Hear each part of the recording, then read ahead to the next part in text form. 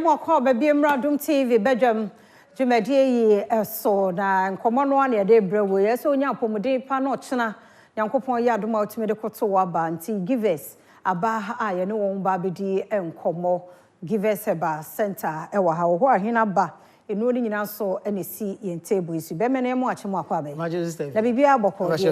Dr. Kwabin so yede nyame ase yeda mo asenso biem madaro mantini yete hoyi a yetime koba sorry ebe ye adwuma Awurade bambon de wo yesu de bia nti yeda wono nso ase okese na mode modwaton de mode ye chisa ba bedu sabe ye bo Awurade so mpaye se no no bia no ma e ma na pomoden pa se be ya afi ebesimu Awurade dom ye ne a bekoso ani ya ye adwuma ti yeda mo ase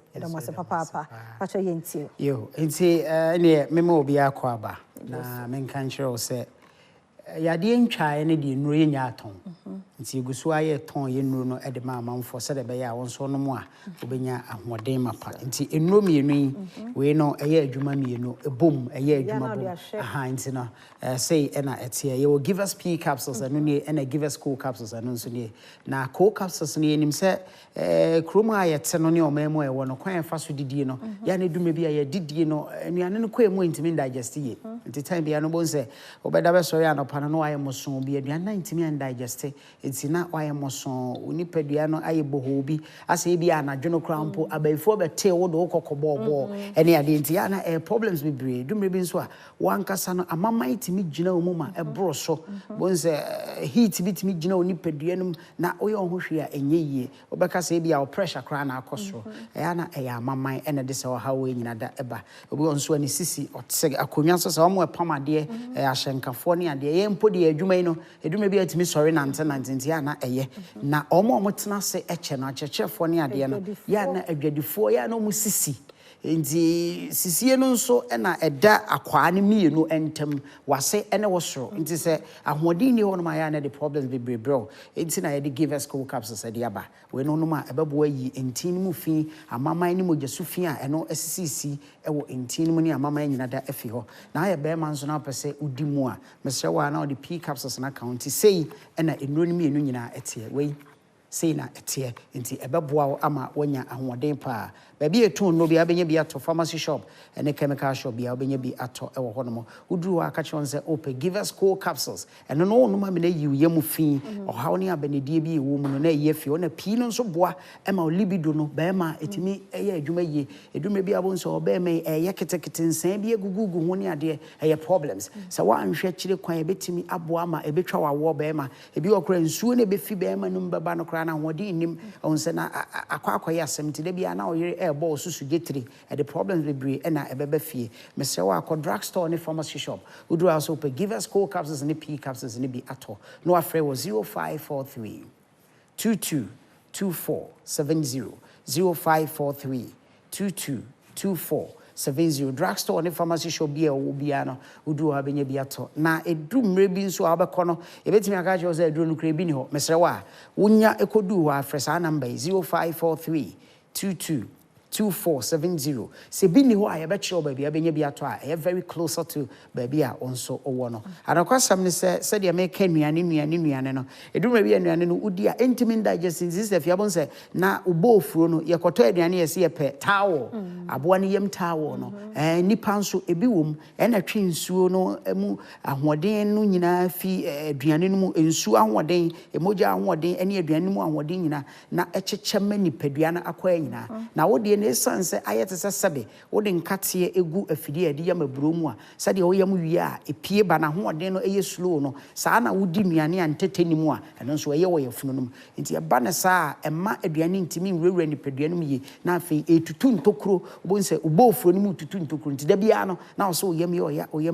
mesre wa give us cold capsules ibi ebebo eba okuru no mu nyina yi fini nyina fi ho na opese oye bema nso na dabridwo asitu ede firi ni padua no so dia na the P capsules no aka ho me see a ton our drugstore pharmacy shop bi ben wo ne ya ye kwa kodi burunya abato ne ade woto aba ne wi a wo mu edi nkunim ne wo ne ma bebre aya na wo ye ka ho ansa na burunya no so ye ne abusuafo na etifie edimi so wo ho ban wo ye be ma bo ho ban nka ada sode anopa and the normal circumstance no I was say bibi timi sode e wo nikam na so de ne hwe nsode e problem de anim guase bebre na eba ye be ya wo so anopa de ne ya na ma ne so mani je ho sode kopra no ya na e guy pa anti untimi nye bi wo fi a the problems bebre na brewo no give us cold capsules any P capsules Mrs. say na etie drugstore ye num boom drugstore ne pharmacy shop bia udu ha obenya bi ato e wo honom no afre 0543222470 na so onya bi nso tonso a for the same number ye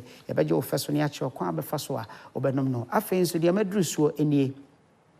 when tontom da ho eye immune booster immune booster ma men kan kire say me enu a me kodu fie no madwuma me yenti no me kodu fie be to me num tea bi a me se me da no wotimi kra hu wo manim nanso aduro wei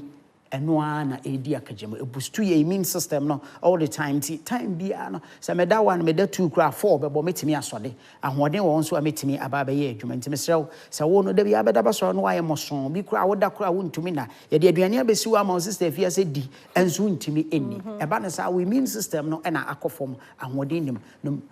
give us herbal mixture drebi ha ma na ye de aye nim tree wom eno de enim se boost immune system afa kutu kankan so wo mu a eboa ne nane moja bia anso a clot woni padua no mu hwe yade be chewo a de ye ne se so immune system no ahoden wo fom a na yade etime chewo obi wonu ma ye wodam ha ya na obi betimi anwansi wono de obetwa mu wo ha ya wo be che papu ni bi ama the problem aba na odeko ye ne nam ha duro we nti no menum bi nti saa de no ohaw no ebi ni me so wonso num bi a ebetimi abo nti malaria etu ase typhoid fever etu ase wontimi ni di a etimi tu ase edema ma wudidi aduane de besi wa betimi adi hwe oba nso kwa afikyira a ne se bi a edu mire bi na ote so bosome ne ba abeso no na ote so a wonum give us herbal mixture adrebia ebeboa drugstore bi ebe on the pharmacy shop bi obenya bi ato entontom eda ho sei na etie na yenka boa ntontom ho asem kakra nso na yenhunu se omo ben ete se ya atade ye ni ehu ni ewa bibire mu ha enhwehwemu sa na eka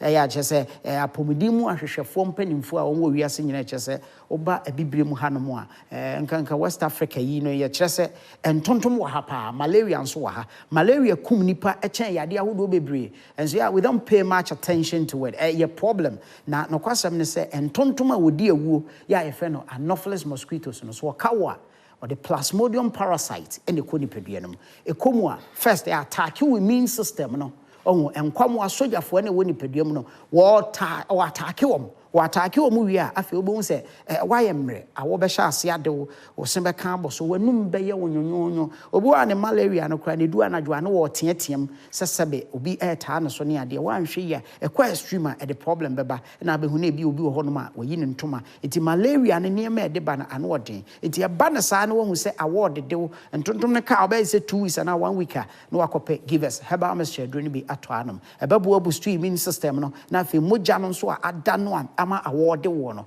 na nane ni nyina na ekọ na eba na ekọ na eba na sa obenya ahoden pa na watimi adidie na onum yaduru ewi abonse mfifire be sha ase se etew mfifire no etew no a na chese wunya ahoden ukọ drugstore bi abenya bi ato pharmacy shop bi anso obenya bi ato your friend give us herbal mixture no afrayin 0543 222470 0543 222470 yaduro ne de obi a wanum bibia no ebedi ho adanse me se manso o mokọ afikyira moja no entimi mayie no esan se akutukankan no medical de ato anim se enane moja no enti onomu a ebeboa enafu anso na wo se 7 preduasa oba bia afikyiri kọ no ya na emoja na wo se besene kọ na ade ende eba mienu ne miensa wo se wo ye okay busa se moja no aka no ehfa na wo eno ne ya ne kodane ni dane eni dane no so obema wom ne wo ba wom enti mema na ya ne dan kwada no so bi aba wo no wanya deformations bi ewo ni padua no emu mesrew wo de no se ne unti ya ene ye ka e de a cho se give us herbal mixture beboa ama ofichi ko no aye free flow ama bibia aye kama na onso wado ho ko drugstore ne pharmacy shop bia na koto give us herbal mixture eni give us nwa hodo no enyina bi utowia for 0543 222470 0543 222470 2470 yɛbɛgye wo fɛ so ne yɛakyerɛ ɔkwan abɛfa so abɛnom aduri ɛne baabi pɔte abɛnya bi atɔ ɔkɔ ne sɛ ebi a drugstore no ɛbɛka kyerɛ sɛ bi ne wana pharmacy shop no sanse yɛnnuro no ɛnso tɔ ɛkɔ odwa so a na amanfoɔ ato ɛde ahyɛ so nti mesrɛ wo ɛba ne saa no afrɛ 0543 222470 yɛbɛkyerɛ wo baabi abɛnya aduri no bi atɔ yɛnnuro no ɛyɛ bibinuro ankasa ɛne yɛde ayɛ nti kɔpɛ binom na ɛmoa wo paa yɛda se papa nti give us Herbal center na yɛte wɔn mo ɛnka no nnuro no ɛwɔ adwama so kɔ hɔ fa namba no bibi kyerɛ wadwea na ɔne wo akasa ana bɛma kwan na yɛnkɔmmɔ no nyinaa no anɔpɛ yɛde asie deɛ adu soɔ no mpɛnsɛmpɛnsɛ mu ba aha yɛ election headquarters kokromoti power anwummerɛ yi yɛhyɛ yɛn election no coverage no ase 8 p.m. na yɛsi gyina mu dendendendendendendende saa rotation we ba no ɔkɔ na ɔfoforɔ aba saa sɛ de munim yɛn dada no saa pɛpɛpɛ ɛne yɛde ɛtoa so nti mekɔ deɛ na asɛ mpɔfoɔ agye ayɛ krado ɛde mpɛnsɛmpɛnsɛ mu no toa so mede deɛ fia amankwa tamaklo